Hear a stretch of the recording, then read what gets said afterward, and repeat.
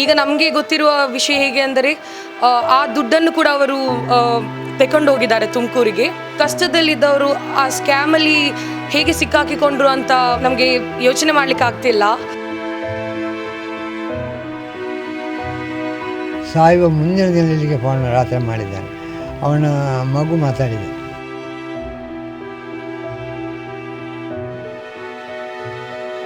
ಅವರನ್ನು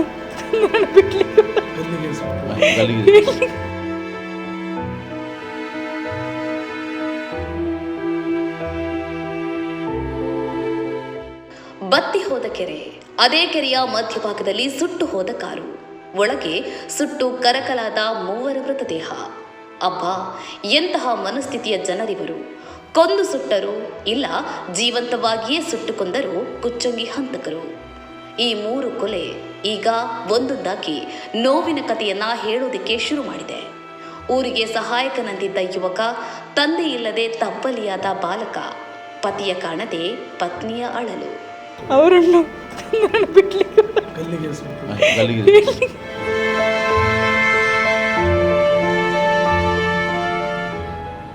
ಮಾರ್ಚ್ 22ರಂದು ಇಡೀ ತಾಲೂಕು ಒಮ್ಮೆ ಬೆಚ್ಚಿ ಬಿದ್ದಿದೆ.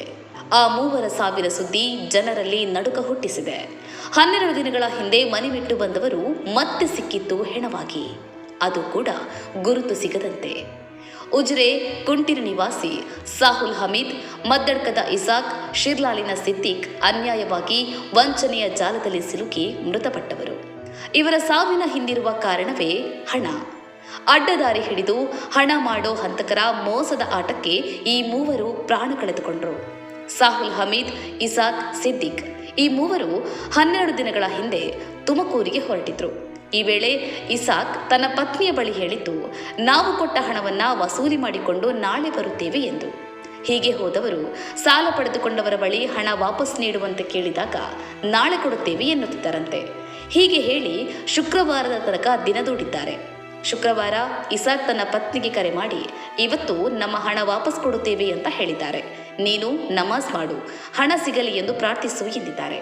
ಆದರೆ ಆ ಬಳಿಕ ಹಂತಕರು ಅವರನ್ನ ಕೊಂದೇ ಬಿಟ್ಟಿದ್ದಾರೆ.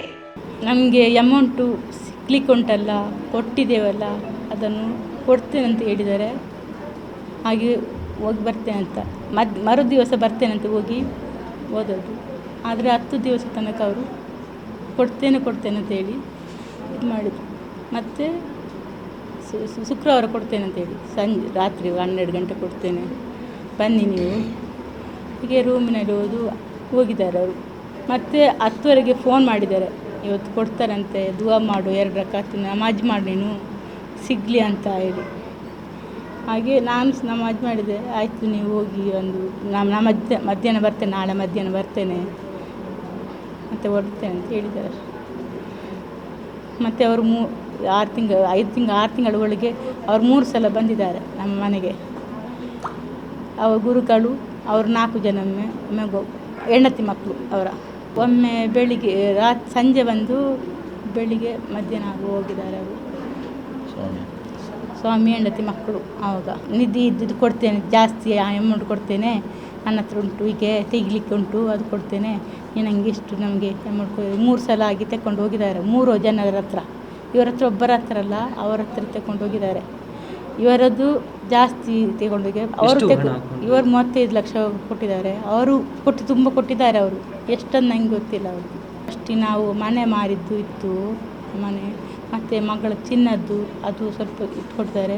ಅಷ್ಟೇ ಸಾಲ ಎಲ್ಲ ಮಾಡಿದ್ದಾರೆ. ಅವರು ಮಾಡ್ತಾಯಿದ್ರು, ಯಾವಾಗ ಕೊಡ್ತೀರಿ ಅವಾಗ ಕೇಳ್ತಾ ಇದ್ರು. ಕೊಡ್ತೇನೆ ನೀವು ಇವತ್ತು ಬರ್ನಿ, ನಾಳೆ ಬನ್ನಿ, ಹೀಗೇ ಆಡಿಸ್ತಿದ್ರು.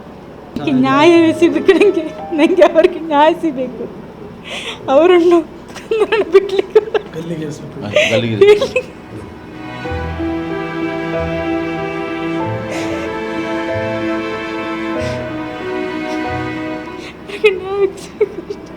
ಅವ್ರು ತುಂಬ ಪಾಪ ಜನ, ಯಾರು ಹೇಳಿದರೆ ನಂಬಿಸಿ ಹೋಗ್ತಾರೆ ಅಷ್ಟೇ. ನಂಬಿಸಿ ಮೋಸ ಮಾಡಿದ್ದಾರೆ ಅವ್ರಿಗೆ ಅಷ್ಟೇ. ಅವರನ್ನು ಹಾಕಿ ಕೊಡಬೇಕು, ಅವರನ್ನು ಹಾಕಿ ಅದಕ್ಕಿಂತ ಜಾಸ್ತಿ ಮಾಡಿಕೊಳ್ಳ. ನನಗೆ ನ್ಯಾಯ ಸಿಗಬೇಕಷ್ಟೇ. ಒಂದು ದಿವಸ ಬಿಡಬೇಡಿ ಹೊರಗಡೆ ಅವರನ್ನು. ತನ್ನ ಗಂಡ ಏನೂ ತಪ್ಪು ಮಾಡದೆ ಅಷ್ಟೊಂದು ಕ್ರೂರವಾಗಿ ಪ್ರಾಣ ಕಳೆದುಕೊಂಡರಲ್ಲ ಎನ್ನುವ ನೋವು ಇವರನ್ನ ಎಷ್ಟು ಕಾಡಿರಬಹುದು. ಕೊಂದವರನ್ನ ಅದೇ ರೀತಿ ಅಲ್ಲ, ಅದಕ್ಕಿಂತಲೂ ಕ್ರೂರವಾಗಿ ಹಿಂಸೆ ನೀಡಿ ಸಾಯಿಸಬೇಕು ಎಂದು ಅಳುವ ಧ್ವನಿಯೊಳಗಿನ ನೋವು ಅನುಭವಿಸುವ ಅವರಿಗಷ್ಟೇ ತಿಳಿದಿರುತ್ತೆ. ಇದು ಇಸಾಕ್ ಮನೆಯ ಸ್ಟೋರಿ. ಇನ್ನು ಸಾಹುಲ್ ಹಮೀದ್ ಅಂತೂ ಊರಿಗೆ ಉಪಕಾರಿ. ಇವರು ಇರೋದು ಬಾಡಿಗೆ ಮನೆಯಲ್ಲಿ. ಆದರೂ ಮನೆಯ ಜವಾಬ್ದಾರಿಯ ಜೊತೆಗೆ ಊರ ಮಂದಿಯ ಕಷ್ಟಕ್ಕೂ ನೆರವಾಗ್ತಾ ಇದ್ರು. ಸಂಘಟನೆ, ರಾಜಕೀಯ, ಕ್ರೀಡೆ ಎಲ್ಲದರಲ್ಲೂ ಕಾಣಿಸಿಕೊಂಡು ಮುಂಚೂಣಿಯಲ್ಲಿದ್ದ ವ್ಯಕ್ತಿ. ಆದರೆ ಗದ್ದೆಯಲ್ಲಿ ಸಿಕ್ಕ ಚಿನ್ನದ ಹಂಡೆ ಎಂಬ ಮೋಸದ ಜಾಲಕ್ಕೆ ಇವರು ಸಿಲುಕಿ ಪ್ರಾಣವನ್ನು ಕಳೆದುಕೊಂಡರು. ಶಾಹುಲ್ ಹಮೀದ್ ಅವರು ಆಟೋ ರಿಕ್ಷಾ ಚಾಲಕರಾಗಿದ್ದರು. ಅವರೊಬ್ಬರು ಪರ್ಸನ್ ಹೇಗೆ ಅಂದರೆ ಸಮಾಜಕ್ಕೆ ಕೂಡ ಹಾಗೂ ಫ್ಯಾಮಿಲಿಗೆ ಕೂಡ ಒಬ್ಬರು ತುಂಬ ಬೇಕಾದ ವ್ಯಕ್ತಿ ಅಂತ ಹೇಳ್ಬೋದು. ಅವರಿಗೆ ಇಬ್ಬರು ಗಂಡು ಮಕ್ಕಳು ಹಾಗೂ ಒಬ್ಬರು ಹೆಣ್ಣು ಮಗು ಇದೆ. ತುಂಬ ಕಷ್ಟದಲ್ಲಿ ಜೀವನ ಕೂಡ ಮಾಡ್ತಾಯಿದ್ರು. ಹಾಗೂ ಕೆಲವು ತಿಂಗಳ ಮುಂಚೆ ಅವರ ಮನೆಯನ್ನು ಕೂಡ ಅವರು ಸೇಲ್ ಮಾಡಿದರು. ಈಗ ನಮಗೆ ಗೊತ್ತಿರುವ ವಿಷಯ ಹೇಗೆ ಅಂದರೆ ಆ ದುಡ್ಡನ್ನು ಕೂಡ ಅವರು ತಗೊಂಡು ಹೋಗಿದ್ದಾರೆ ತುಮಕೂರಿಗೆ. ಸೊ ಇಷ್ಟು ಕಷ್ಟದಲ್ಲಿದ್ದವರು ಆ ಸ್ಕ್ಯಾಮಲ್ಲಿ ಹೇಗೆ ಸಿಕ್ಕಾಕಿಕೊಂಡ್ರು ಅಂತ ನಮಗೆ ಯೋಚನೆ ಮಾಡಲಿಕ್ಕೆ ಆಗ್ತಿಲ್ಲ. ನಂದು ರಿಕ್ವೆಸ್ಟ್ ಏನಂದರೆ ಈ ಥರ ಯಾವುದೇ ಒಂದು ಫ್ಯಾಮಿಲಿಗೆ ಕೂಡ ಆಗಬಾರ್ದು ಮುಂಚಿನ ದಿನದಲ್ಲಿ. ಆ್ಯಂಡ್ ಇದೊಂದು it doesn't look like a small scam ಅಥವಾ ಇದೊಂದು ಸಣ್ಣ ಒಂದು ಗುಂಪು ಮಾಡಿದಾಗೆ ಆಗ್ತಿಲ್ಲ. ಇದರ ಪ್ರಾಪರಾಗಿ ಇದನ್ನು ತನಿಖೆ ಮಾಡಬೇಕು. ಹಾಗೂ ಯಾರೆಲ್ಲ ಇದರಲ್ಲಿ ಇನ್ವಾಲ್ವ್ ಆಗಿದ್ದಾರೆ ಅವರಿಗೆ ಸೂಕ್ತವಾದ ಪನಿಷ್ಮೆಂಟನ್ನು ಕೊಡಬೇಕು ಅನ್ನೋದು ನಮ್ಮ ರಿಕ್ವೆಸ್ಟ್, ಎಲ್ಲರದ್ದು ರಿಕ್ವೆಸ್ಟ್. ಈ ಸ್ಕ್ಯಾಮ್ ಹೇಗೆ ಆಗಿದೆ ಇದರ ಒಂದೊಂದು ಪ್ರಾಪರಾಗಿ ಇನ್ವೆಸ್ಟಿಗೇಷನ್ ಮಾಡಿ ಎಲ್ಲ ಡೀಟೇಲ್ಸನ್ನು ಕಂಡುಹಿಡಬೇಕಂತ ಒಂದು ರಿಕ್ವೆಸ್ಟ್ ಮಾಡ್ತಿದ್ದೀವಿ. ಆ್ಯಂಡ್ ಈಗ ಪೊಲಿಟಿಷಿಯನ್ಸ್ ಹೇಗೆ ಅಂದರೆ I can't blame them also, but ಹೀಗೆದೊಂದು ವಿಷಯ ಆದಾಗ ಅಟ್ಲೀಸ್ಟ್ ಅವರು ಬಂದು ಅವರ ಫ್ಯಾಮಿಲಿ ಮೆಂಬರ್ಸ್ಗಾದರೂ ಒಂದು ಸಾಂತ್ವನದ ಮಾತನ್ನು ಹೇಳಬೇಕಾಗಿತ್ತು. 3 ಮಕ್ಕಳು ಕೂಡ ಇದ್ದಾರೆ. It's not that easy. ಇದಕ್ಕೆ ನಮ್ಮ ರಿಕ್ವೆಸ್ಟ್ ಏನಂದರೆ ಏನಾದರೂ ಕಾಂಪನ್ಸೇಷನ್ ಅಥವಾ ಪರಿಹಾರವನ್ನು ಗೌರ್ಮೆಂಟ್ ಕಡೆಯಿಂದ ಈ ಫ್ಯಾಮಿಲೀಸ್ಗೆ ಕೊಡಬೇಕಂತ ಒಂದು ರಿಕ್ವೆಸ್ಟ್ ಮಾಡ್ತಿದ್ದೀವಿ. ಇದರ ಪ್ರಾಪರ್ ಇನ್ವೆಸ್ಟಿಗೇಷನ್ ಇದನ್ನು CIDಗೆ ಕೊಡಬೇಕಂತ ನಮ್ಮದು ವಿನಂತಿ ಇದೆ. ಅವರು ಹೇಗೆ ಇದು ಪರ್ಸನ್ ಅಂದರೆ ಒಂದು ನಮ್ಮ ಸೊಸೈಟಿಯಲ್ಲಿ ಅಥವಾ ನಮ್ಮ ಫ್ಯಾಮಿಲಿಯಲ್ಲಿ ಕೂಡ ಏನು ವಿಷಯ ಆದರೂ ಕೂಡ ಅವರು ಫಸ್ಟ್ ಪರ್ಸನ್. ಶಾಹುಲ್ ಅಂದರೆ ಫಸ್ಟ್ ಕಾಲ್ ಮಾಡುವ ಪರ್ಸನ್ ಆಗಿರ್ತಾರೆ. ಎಲ್ಲರೂ ಅವರಿಗೆ ಫಸ್ಟ್ ಕಾಲ್ ಮಾಡಿ ಏನೇ ವಿಷಯ ಇದ್ದರೂ ಹೇಳ್ತಾ ಇದ್ದರು. ಅವರೊಂದು ಪರ್ಸನ್ ಹೇಗೆ ಅಂದರೆ ಟ್ರಸ್ಟ್ ವರ್ದಿ ಪರ್ಸನ್. ಓಕೆ, ಬಂದು ಅವರು ಸಾಲ್ವ್ ಮಾಡ್ತಾರೆ ಏನೇ ಪ್ರಾಬ್ಲಮ್ ಇದ್ದರೂ ಕೂಡ.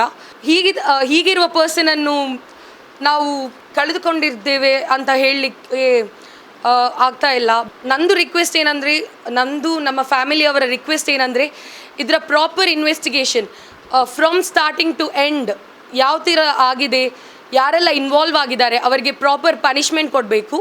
ಹಾಗೂ ಈ ಥರ ಇನ್ನು ಮುಂದಿನ ಡೇಸಲ್ಲಿ ಯಾರಿಗೆ ಕೂಡ ಆಗಬಾರ್ದು ಅಂತ ನಾನು ರಿಕ್ವೆಸ್ಟ್ ಮಾಡ್ತಾ ಇದ್ದೀನಿ. ಬೆಳ್ತಂಗಡಿ ತಾಲೂಕು ಇವತ್ತು ಬೆಚ್ಚಿ ಬೀಳಿಸುವಂಥ ಒಂದು ಸಂಗತಿ ನಮಗೆ ಉಜಿರೆಯ ಪರಿಸರದ ವ್ಯಕ್ತಿಗಳ ತುಮಕೂರಲ್ಲಿ ಆದಂತಹ ಘಟನೆಯಲ್ಲಿ ನಡೆದಿದೆ. ಬಹಳಷ್ಟು ವಿಷಾದ ಇದೊಂದು ಆ ಪರಿಸರದಲ್ಲಿ ನಡೆದಂತಹ ಹಲವಾರು ಕೃತ್ಯಗಳ ಪೈಕಿ ಇದೊಂದು ಕೃತ್ಯ ಆಗಿದೆ. ನಾವು ಪೊಲೀಸರ ಜೊತೆ ಮಾತಾಡಬೇಕಾದ್ರೆ ಆ ಸ್ಪಾಟಲ್ಲಿ ಹೋದಾಗ ಕೆಲವು ತಿಂಗಳ ಹಿಂದೆ ಒಂದು 18 ವರ್ಷದ ಹೆಣ್ಣು ಮಗಳೊಬ್ಬಳು ಇಂತಹ ಒಂದು ಕೃತ್ಯವನ್ನು ಕೊಲೆಯನ್ನು ಮಾಡಿದ್ದಾರೆ ಅಂತೇಳಿ ಒಬ್ಬರು ಪೊಲೀಸರು ಹೇಳ್ತಾರೆ. ಹಾಗಾಗಿ ಇದೊಂದು ದೊಡ್ಡ ಮಟ್ಟದ ಒಂದು ಕೃತ್ಯ. ಇದರ ಹಿಂದೆ ಬಹಳಷ್ಟು ದೊಡ್ಡ ಒಂದು ತಂಡದ ಕೈವಾಡ ಕೂಡ ಇದೆ ಅಂತೇಳಿ ನಮಗೆ ಮೇಲ್ನೋಟ ಕಂಡು ಬರ್ತದೆ.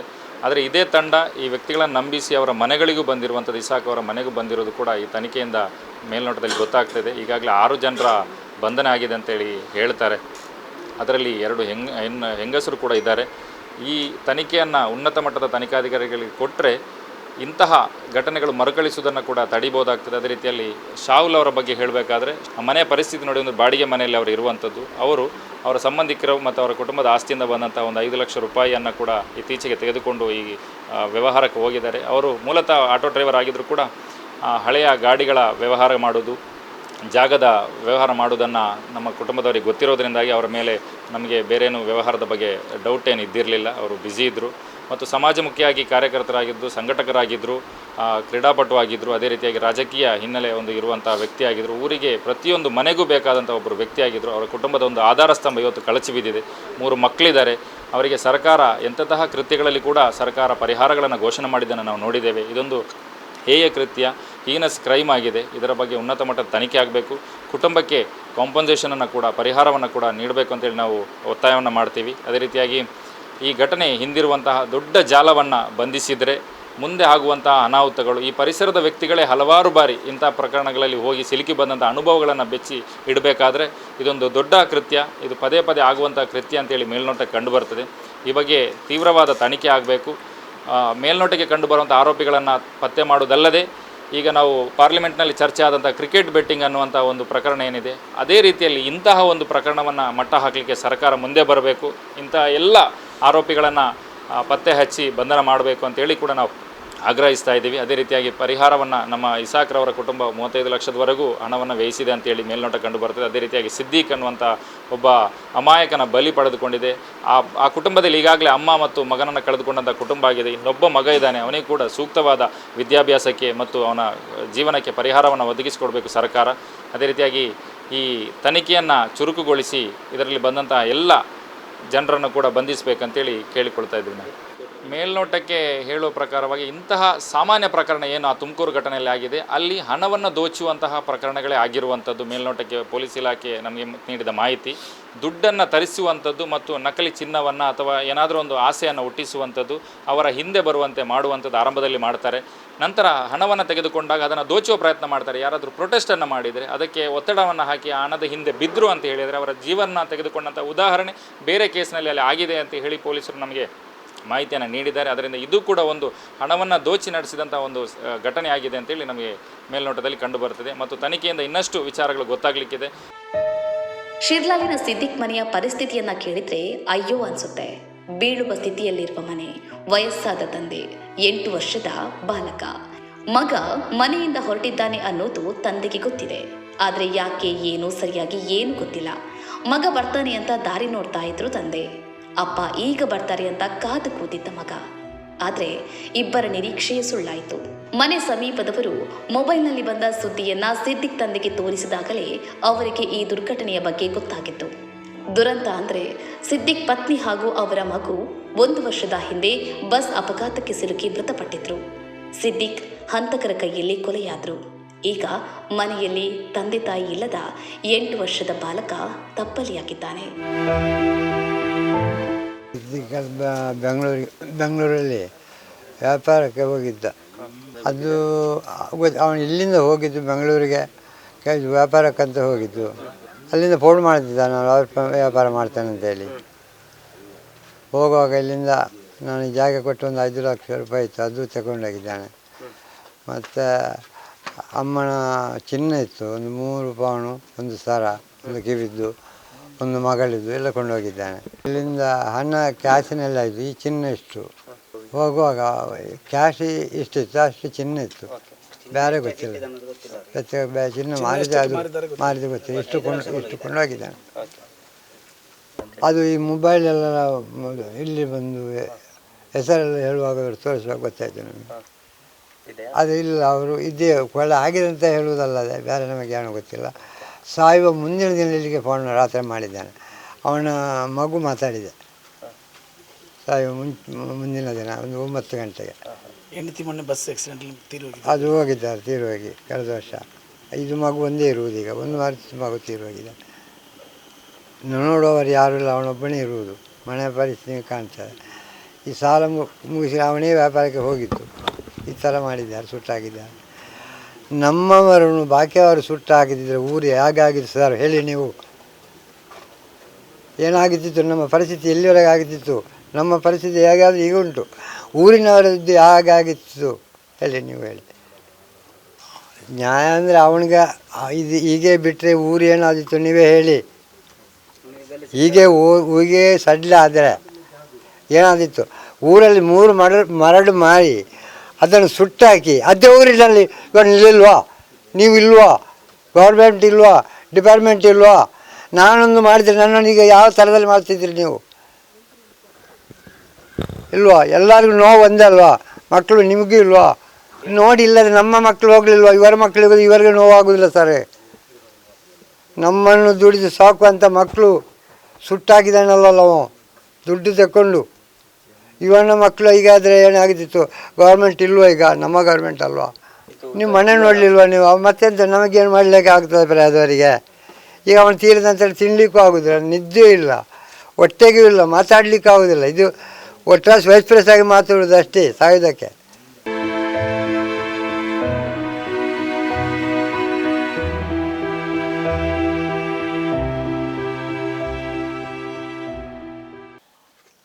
ಏನು ವ್ಯಾಪಾರಕ್ಕಂತ ಹೇಳಿಕೊಂಡು ಇದೇ ಜಾಗದವನ್ನು ಅಡಮಾನ ಇಟ್ಟುಕೊಂಡು 10 ಲಕ್ಷ ರೂಪಾಯಿ ಅವನ ತಂದೆ ಕೈಯಿಂದ ತಗೊಂಡು ಹೋಗಿದ್ದಾನೆ.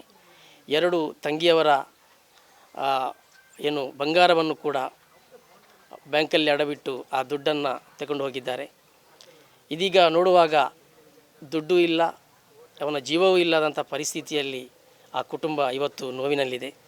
ಇವತ್ತು ನಾವು ಹೇಳುವಂಥದ್ದು ಒಂದೇ, ಯಾರು ಈ ರೀತಿಯಲ್ಲಿ ಸಜೀವವಾಗಿ 3 ಜನರನ್ನು ಕಟ್ಟಿಹಾಕಿ ಸುಟ್ಟಾಕಿ ಕೊಂದಿದ್ದಾರೆ, ಈ ಆರೋಪಿಗಳನ್ನು ಕಠಿಣವಾಗಿ ಶಿಕ್ಷಿಸಬೇಕು ಅಂತೇಳಿ ನಾವು ಸರ್ಕಾರದೊಂದಿಗೆ ನಾವು ಮನವಿಯನ್ನು ಮಾಡಿಕೊಳ್ತಾ ಇದ್ದೇವೆ. ಮತ್ತು ಏನು ಈ ಕುಟುಂಬ ಇದೆ, ಈ ಕುಟುಂಬಕ್ಕೆ ಸರ್ಕಾರವು ಒಂದು 50 ಲಕ್ಷದಂತೆ ಪರಿಹಾರವನ್ನು ನೀಡಿ ಆ ಕುಟುಂಬದ ಒಂದು ಕಣ್ಣೀರನ್ನು ಒರೆಸುವಂಥ ಕೆಲಸವನ್ನು ಮಾಡಬೇಕು ಅಂಥೇಳಿ ಈ ಸಂದರ್ಭದಲ್ಲಿ ನಾನು ನಿಮ್ಮ ಮೂಲಕ ವಿನಂತಿಯನ್ನು ಮಾಡಿಕೊಳ್ತಾ ಇದ್ದೇನೆ. ಮನೆ ಮಂದಿ ಸಾಲದ ಹಣ ಕೇಳಲು ಹೋಗಿದ್ರು ಅಂತಾರೆ. ಈ ಮಧ್ಯೆ ಸದ್ದು ಮಾಡುತ್ತಿರೋದು ಗದ್ದೆಯಲ್ಲಿ ಸಿಕ್ಕ ಚಿನ್ನದ ಹಂಡೆ. ಇದೊಂದು ಇತ್ತೀಚೆಗೆ ನಡೆಯುತ್ತಿರುವ ಸ್ಕ್ಯಾಮ್. ಬೆಳ್ತಂಗಡಿ ತಾಲೂಕಿನಲ್ಲಿ ಅನೇಕರಿಗೆ ನಮ್ಮ ಗದ್ದೆಯಲ್ಲಿ ಚಿನ್ನದ ಹಂಡೆ ಸಿಕ್ಕಿದೆ ಎನ್ನುವ ಕರೆ ಬರುತ್ತಿದೆಯಂತೆ. ಬುನಿದ್ ಹಾಕ್ಬೇಕಾದ್ರೆ 3 ಅಡಿ ಒಳಗಡೆ ಮಣ್ಣಿನ ಗಡಿಗೆಗ ₹200 ಬಂಗಾರದ ನಾಣ್ಯ ಸಿಕ್ಕೈತಿ. ಬುನಿದ್ ಹಾಕ್ಬೇಕಾದ್ರೆ 3 ಅಡಿ ಒಳಗಡೆ ಮಣ್ಣಿನ ಗಡಿಗೆಗ ₹200 ಬಂಗಾರದ ನಾಣ್ಯ ಸಿಕ್ಕೈತಿ. ನಮ್ಮ ಗದ್ದೆಯಲ್ಲಿ ಚಿನ್ನದ ಹಂಡೆ ಸಿಕ್ಕಿದೆ, ನಾವು ಅದನ್ನು ಕಡಿಮೆ ಬೆಲೆಗೆ ಮಾರುತ್ತೇವೆ ಎಂದು ಇವರಿಗೆ ಕರೆ ಮಾಡಿದ್ರು. ಹೀಗಾಗಿ ಈ ಮೂವರು ತುಮಕೂರಿಗೆ ತೆರಳುವಾಗ 50 ಲಕ್ಷಕ್ಕೂ ಹೆಚ್ಚು ಹಣವನ್ನು ತೆಗೆದುಕೊಂಡು ಹೋಗಿದ್ರು. ಚಿನ್ನವನ್ನು ಗಿರವಿಟ್ಟ ಹಣ, ಮನೆ ಮಾರಿದ ಹಣ, ಸ್ನೇಹಿತರ ಜೊತೆ ಸಾಲ ಕೇಳಿದ ಹಣ ಎಲ್ಲವನ್ನ ಒಟ್ಟು ಸೇರಿಸಿ ಕಡಿಮೆ ಎಂದರೂ 50 ಲಕ್ಷಕ್ಕೂ ಹೆಚ್ಚು ಹಣವನ್ನು ಕಾರಿನಲ್ಲಿ ತೆಗೆದುಕೊಂಡು ಹೋಗಿದ್ರು. ಈ ಹಂತಕರು ಅದೇ ಹಣಕ್ಕಾಗಿ ಈ ಮೂವರನ್ನ ಕೊಲೆ ಮಾಡಿ ಅವರು ಬಂದ ಕಾರಿನಲ್ಲಿಯೇ ಹಾಕಿ ಅವರನ್ನ ಸುಟ್ಟು ಬಿಟ್ಟಿದ್ದಾರೆ. ಈ ಭೀಕರ ಕೊಲೆಯ ಬಗ್ಗೆ ತನಿಖೆ ನಡೆಯುತ್ತಿದ್ದು ಸಾಕಷ್ಟು ವಿಚಾರಗಳು ಬೆಳಕಿಗೆ ಬರುತ್ತಿದೆ. ಪ್ರಕರಣದ ಪ್ರಮುಖ ರೂವಾರಿ ಸ್ವಾಮಿ ಎಂಬಾತ ಇಸಾಕ್ ಅವರ ಮನೆಗೆ ಬಂದು ಅವರ ಮನೆಯಲ್ಲಿ ಹಾಲ್ಟ್ ಆಗಿದ್ದಂತೆ. ಈ ಬಗ್ಗೆ ಇಸಾಕ್ ಅವರ ಪತ್ನಿ ತಿಳಿಸಿದ್ದಾರೆ.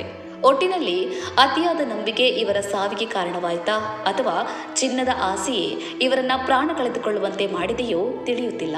ಸದ್ಯ ಮನೆಯವರು ಆ ಕ್ರೂರ ಹಂತಕರಿಗೆ ಸರಿಯಾದ ರೀತಿಯಲ್ಲಿ ಶಿಕ್ಷೆಯಾಗಬೇಕು, ಇಂತಹ ವಂಚನೆಯ ಜಾಲವನ್ನು ಪತ್ತೆ ಹಚ್ಚಿ ಅವುಗಳನ್ನು ತಡಿಬೇಕು, ನಮಗೆ ನ್ಯಾಯ ಬೇಕು ಎಂದು ಕೇಳಿಕೊಂಡಿದ್ದಾರೆ. ಮನೆ ಮಂದಿ ಮಾತ್ರವಲ್ಲದೆ ಸಾರ್ವಜನಿಕ ವಲಯದಲ್ಲೂ ಕುಚ್ಚಂಗಿ ಹಂತಕರಿಗೆ ಶಿಕ್ಷೆಯಾಗಲೇಬೇಕು ಎಂಬ ಆಗ್ರಹಗಳು ಕೇಳಿ ಬರ್ತಾ ಇದೆ.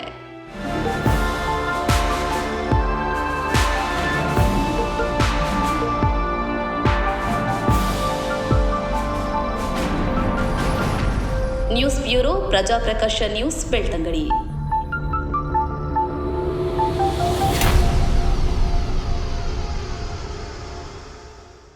ಹೆಚ್ಚಿನ ನ್ಯೂಸ್ ಅಪ್ಡೇಟ್ಗಾಗಿ ಪ್ರಜಾಪ್ರಕಾಶ ನ್ಯೂಸ್ ಯೂಟ್ಯೂಬ್ ಚಾನೆಲ್ ಅನ್ನು ಸಬ್ಸ್ಕ್ರೈಬ್ ಮಾಡಿ ಮತ್ತು ಬೆಲ್ ಬಟನ್ ಕ್ಲಿಕ್ ಮಾಡಿ.